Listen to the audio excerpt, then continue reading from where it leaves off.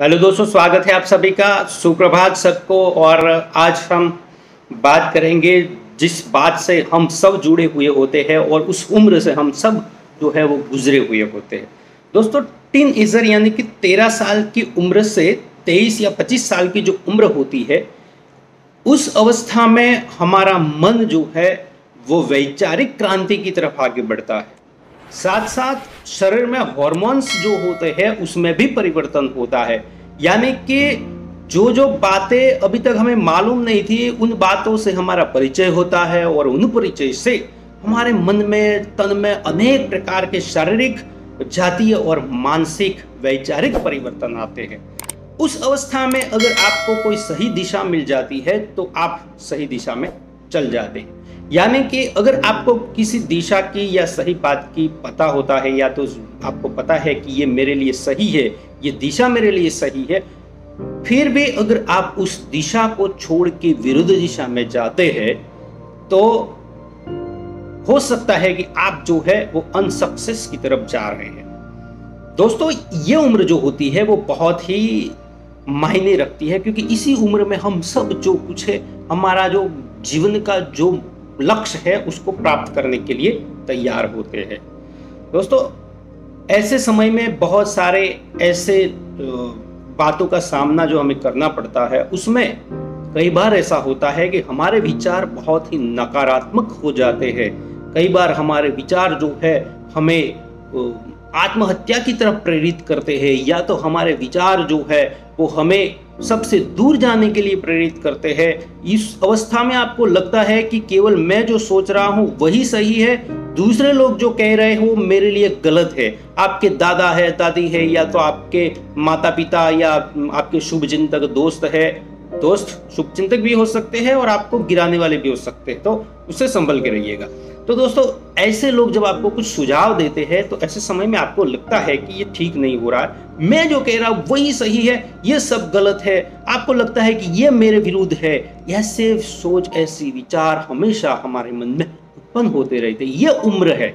तो दोस्तों, ऐसी अवस्था में अगर कोई, मान लीजिए कि आप पढ़ रहे हैं और आप जो प्राप्त करना चाहते हैं वो नहीं हो रहा है, चाहे वो किसी कोई प्रेम का मामला हो, चाहे पढ़ाई का मामला हो, चाहे कोई बिजनेस का मामला हो, जिसमें आप जो पाना चाहते हैं वो आप नहीं प्राप्त कर रहे हैं, तो आपका मन जो है वो नेगेटिव होता जाता है। दोस्तों, आज हम एक कहानी के माध्यम से समझेंगे कि जीवन की अवस्थाओं को हमें किस प्रकार से टैकल करना चाहिए। दोस्तों, एक लड़की थी और वो रिजल्ट उसका आने के बाद बहुत निराश थी। ज़्यादातर होता है कि जब हम सोचते हैं ऐसा रिजल्ट या परिणाम हमें नहीं मिलता है किसी भी काम का, तो हम बहुत निराश होते हैं। तो उस अवस्था में वो निराश बैठी थी, और ऐसी अवस्था में उनके पापा ने उसको देखा और उसने कहा कि बेटा चलो मेरे साथ। वो लड़की को पता कि कहाँ ले जा रहे, वो सीधे ले गए किचन में।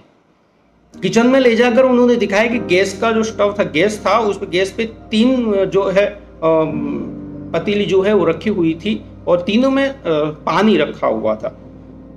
लड़की को पापा ने आलू दिए और उन्होंने कहा कि ये क्या है, तो बेटी ने कहा आलू है, इसमें क्या है। उसने कहा ठीक है, उसको ये कैसे है, तो उन्होंने कहा कि ये स्ट्रांग है बिल्कुल। तो उसने कहा चलो इसमें डाल दो, वो पतीली में उसको डाल दिया। दूसरा उसने कुछ अंडे दिए और कहा कि ये कैसे, तो ये पापा ये तो ऐसे है कि जिसको हम जैसे ही फेंकेंगे टूट जाते हैं, उसको भी एक पतीली में रखा। तीसरा उन्होंने कॉफी दी, ये क्या है, तो उन्होंने कहा कॉफी है, तो इसको भी उसने डाल दिया इस पतीली में। सबको कुछ देर के लिए उबलने के लिए छोड़ दिया, और पापा और बेटी जो थे वो बिल्कुल किचन में उसी के सामने खड़े रहे। उस अवस्था में नीचे की आग जो थी वो जल रही थी, पानी उबल रहा था, और तीनों जो आलू थे, अंडे थे और कॉफी थी, तीनों जो है वो अपनी अपनी अवस्थाओं में। देर बाद पापा ने कहा कि चलो इसको देखते हैं। तो फिर उसने आलू को निकाला और कहा कि बेटा ये देखो। तो बेटी ने कहा कि ये कैसे हो गए। पापा ने कहा देखो। तो जैसे बेटी ने पकड़ा आलू को ऐसे, तो बिल्कुल सॉफ्ट। उन्होंने कहा कि ये सॉफ्ट है। उन्होंने अंडे दिए, ये कैसे है। उन्होंने कहा ये भीतर से थोड़े स्ट्रांग हो गए हैं। कॉफी दिखाई, कॉफी को छान लिया, तो उसने कहा कॉफी तो बिल्कुल उस पानी के साथ मिल गई। तो उन्होंने कहा कि बेटी हमारे जीवन की अवस्थाएं भी ऐसी होती है। जब नीचे से आग लगती है, परिस्थितियों की आग लगती है, तब जाके हमारा मन, हमारे शरीर में आत्मबल का विकास होता है और उस परिस्थिति में आप किस प्रकार से उसका सामना करते हैं वो हमें देखना पड़ता है। आलू जो था वो पहले स्ट्रांग था, किंतु उसको उस परिस्थिति में जब डाला गया तो उस परिस्थिति का सामना नहीं कर सका और वो भीतर से सॉफ्ट हो गया। दूसरा अंडे थे जो पहले तो कमजोर थे, किंतु उस परिस्थिति में जाके उन्होंने अपने आप को स्ट्रांग कर लिया कि चलो इसी के साथ ही हमें जीना है, तो स्ट्रांग हो जाते हैं। तीसरी परिस्थिति में आप देखेंगे कि कॉफी जो है, वो कॉफी ने क्या किया, कॉफी बिल्कुल पानी के साथ घुल मिल गई।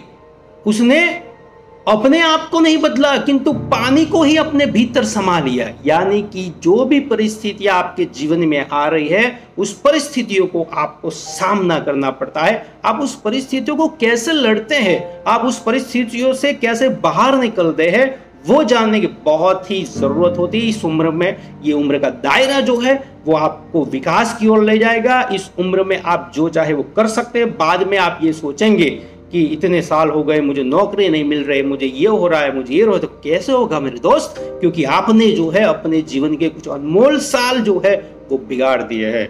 इसीलिए मैं हमेशा कहता हूं कि मान लीजिए आप कॉलेज करने जा रहे हैं, 3 साल का ग्रेजुएशन होता है। अब 3 साल अगर आपने दिल लगा के पढ़ लिया ना, तो आपके बाकी के 30 साल जो है वो बहुत ही अच्छे जाएंगे। और इन 3 सालों में आपने बहुत ही एंजॉय किया, घूमे फिरे, सब कुछ किया, बाकी के 30 साल को भुगतने के लिए तैयार रहे। ये स्थितियां होती है। आलू, अंडे पहले क्या थे, बाद में क्या हो गए। और कॉफी देखिए, कॉफी ने उस परिस्थिति को अपने भीतर समा लिया कि चलो इसी परिस्थिति के साथ हमें जीना है, और उसी परिस्थिति को अपने भीतर समा के उसके साथ घुल मिल गई और सफल हो स्वाद बन गई। तो इस प्रकार से जीवन को भी हमें इसी प्रकार से जीना पड़ता है, क्योंकि जीवन जो है एक आग है। शराब बनती है, उसकी प्रोसेस किसी ने अगर देखी है तो आप देखिए कि नीचे से कितनी आग लगाई जाती है, बिल्कुल फिट हो जाता है, फिर एक जो छोटे छोटे जो बूंदे हैं वो गिरती है। हरिवंश राय बच्चन की कविता है, उसकी प्रोसेस जो है वो मधुशाला कविता में इसी बात को अभिव्यक्त किया गया है। तो दोस्तों, इसी प्रकार से हमारे जीवन में जब तक परिस्थितियों की आग नहीं लगेगी, तब तक हमारा जीवन नहीं निखरेगा।